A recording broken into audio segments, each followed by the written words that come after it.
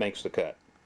This is an Ampico A test setup to show you how the Ampico is actually working and what we've seen on the roll so far, why it works the way it does. Everything here has been rebuilt no longer than 25 years ago, so everything is going to be in good order. The stack has a broken ball in one of the crank rods. You'll hear that. Except for that, it pumps just fine. These are the three gauges: the pump, the stack, and the crescendo. I'll hook it up in a minute. Winker bellows that Ampico calls an equalizer bellows. This spring is a very short one, although it was an original. It doesn't matter how long the spring is. The way you tell the tension of the spring is the deflection of the coils. When the coil's deflection is about roughly 3/16 of an inch apart, then this has the correct tension on it. Now, right now I have the stack set at 5 inches of vacuum. You'll notice that the Winker pneumatic is fully closed, Equalizer, and were I to decrease the pressure of the stack just a ½ an inch, you'd see the Equalizer start to open. That is correct. You may or may not be able to see the gauge right now, but it's sitting at precisely 5 inches of vacuum. Were I to decrease the vacuum just a little, you'd notice immediately the Winker begins to open, and I have not decreased it even a ½ an inch. That's what the Equalizer is supposed to do. It's supposed to be out of the circuit during all expression convolutions. If it isn't, it will equalize away the expression. It's not an equalizer for the expression. The idea of this is to equalize the first intensity, so that if the regulator valve ever overshoots, that's the expression valve, then the equalizer opens up a little bit, having stored energy in this spring, and restores the stack to its first intensity. That's all it's supposed to do.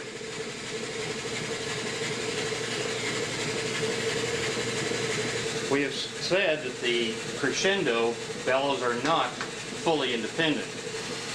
For example, if there was 2 crescendo bellows, as there are in all full Ampico A's, both crescendo bellows would be attached to this amplifier right here.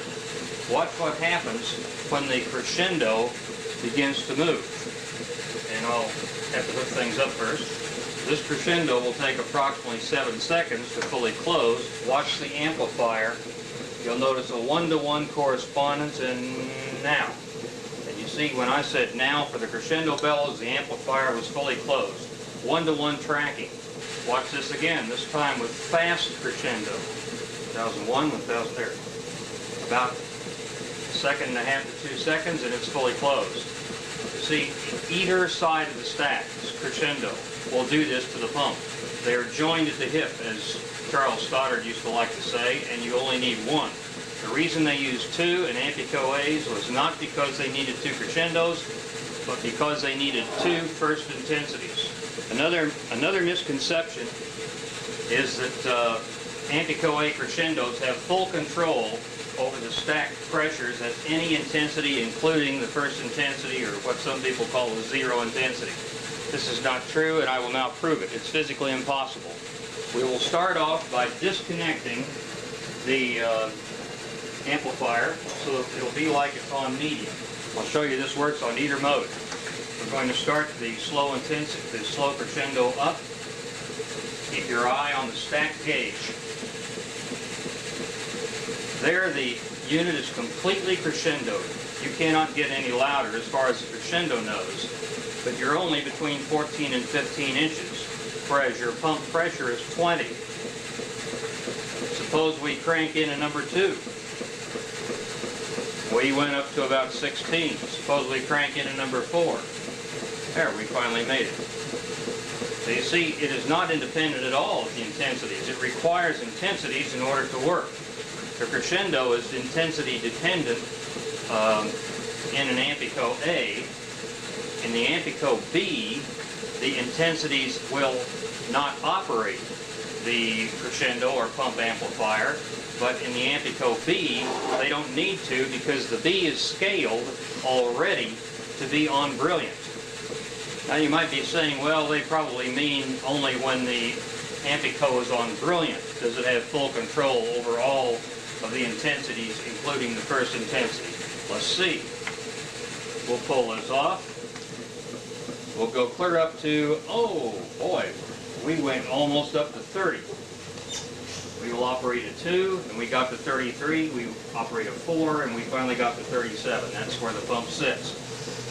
So in the same way, by the same percentage, the Ampico works the same on brilliant as it does on medium.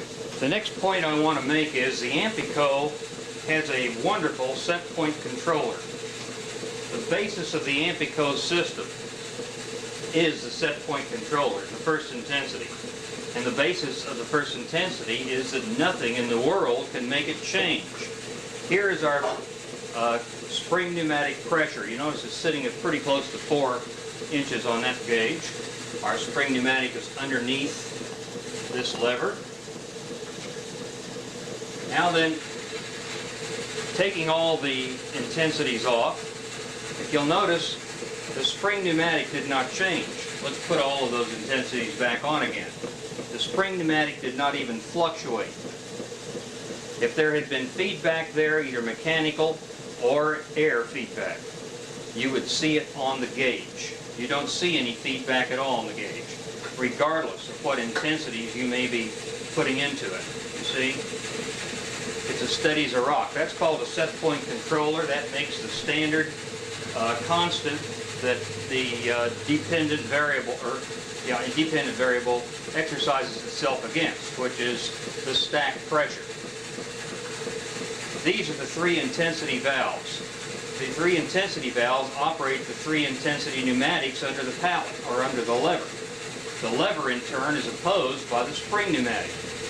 When there are no intensities present, there is full stack vacuum in each one of these bags attempting to close the stack off.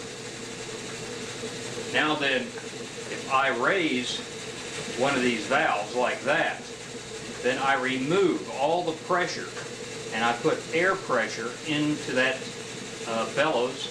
That causes my valve, my regulator valve, to move off of the seat just a little bit, opening the stack up to more vacuum.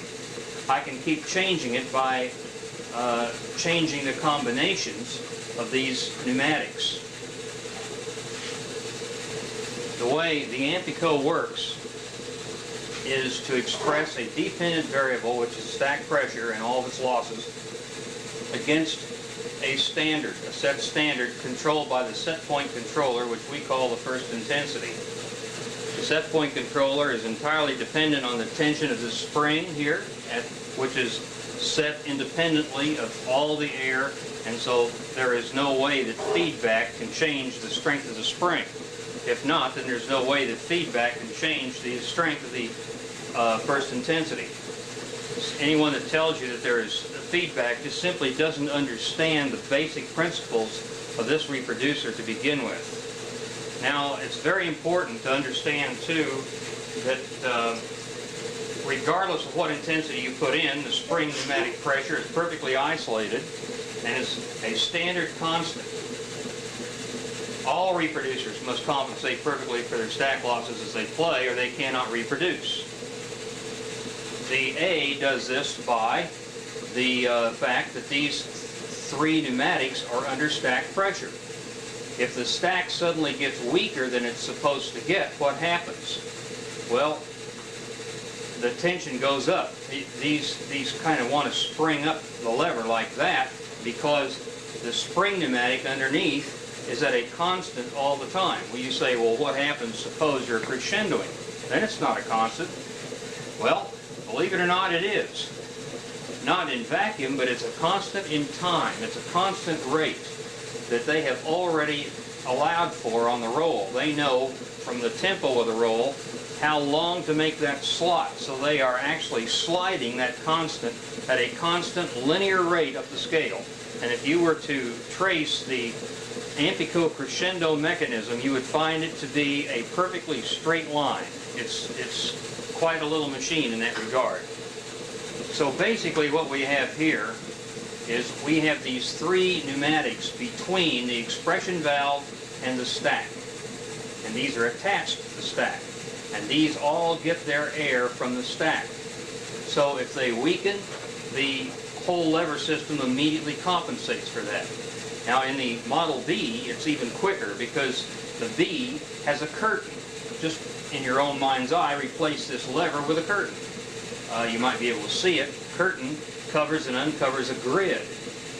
And this grid is between the stack pressure and the pump pressure.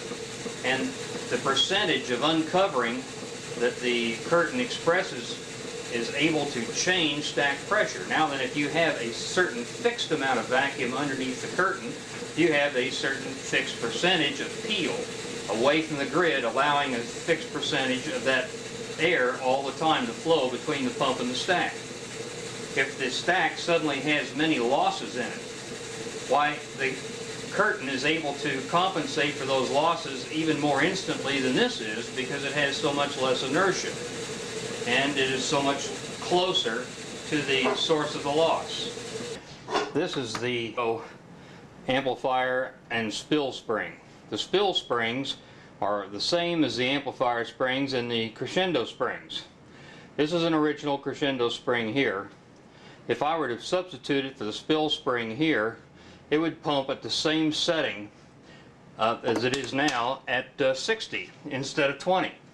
So what I did, I took this out and measured it, and I found out that the factory had stretched this, pre-stretched it about 1/4 of an inch, put it back in to do what they wanted it to do. Now that is the difference between an overstretched spring. So if you can imagine what it's like, in most cases these springs are not in very good shape, and these Crescendo springs are all overstretched. And even though this is not overstretched, and I have a number of these perfect so-called original Crescendo springs, are not nearly as good as the new spring with the funny little angle loops. I recommend buying these for all of your Ampico A's, and I have an Ampico B spring as well. Now the way you set the amplifier spring is this. You first of all set your spill spring on the stop to 20 inches normal in the piano. Then you close this and adjust the screw stop to 35 or 32, whatever you want your pump to be at. That'll set the maximum pressure. And then you come back and you adjust this spring to the number 5 step for 11 to 12 inches, somewhere in between there. And I like it about 11 to 11 and a half. 11 1/4 to 11 and a half is about right. And that's the way you set your amplifier.